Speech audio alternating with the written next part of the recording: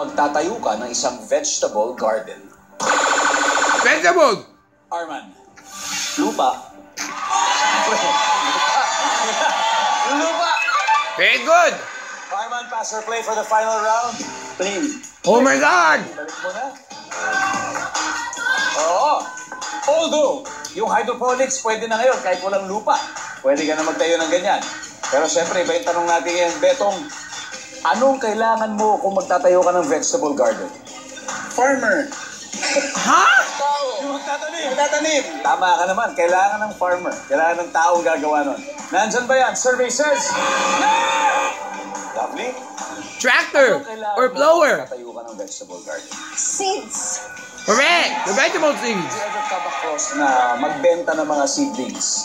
Na mga magagandang Mahirap pala i-selling yun. Mahirap, Eto na mga buto. Buto to lang, ang hirap. Diba, no? Tapos maing 5 lang. Tapos Wala yung buto. ilang pirasong buto? Oo, tapos ipapadeliver mo pa. Hirap. Tignan natin. Alright. Mga seedlings. Okay. Diba? Ana, 2 more to go. Anong kailangan mo kung magtatayo ka ng vegetable garden? Pataba. I have no idea what that is. Sabi niya ay mga pataba. Survey says. Nope. Ha? Ano naman niya, Tim? Arman, your final chance. Yeah, watering can. Pupunta sa kanila to. Anong kailangan mo kung magtatayo ka ng vegetable garden? Tubig. Correct! Water from the... Oh. Alam mo, this is tricky, ha? This is getting tricky, Gabby. Anong kailangan mo kung magtatayo ka ng vegetable garden? Tools. Tools. Kay. Araw. Soil. G. TLC, tender loving care. Gender. Wow!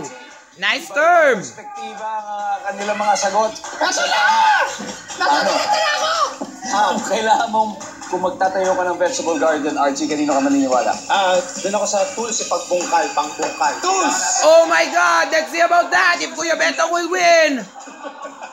My friend, para mauulit. Idol ko yan! Si Kuya Betong! Magiganti, wala. Nga. It ain't over till it's over. Yeah. Let's wait and see. Let's see! Kung doon yung tools, nandyan ba? What the? Hanep! Number 4, please. Siyempre, puhunan.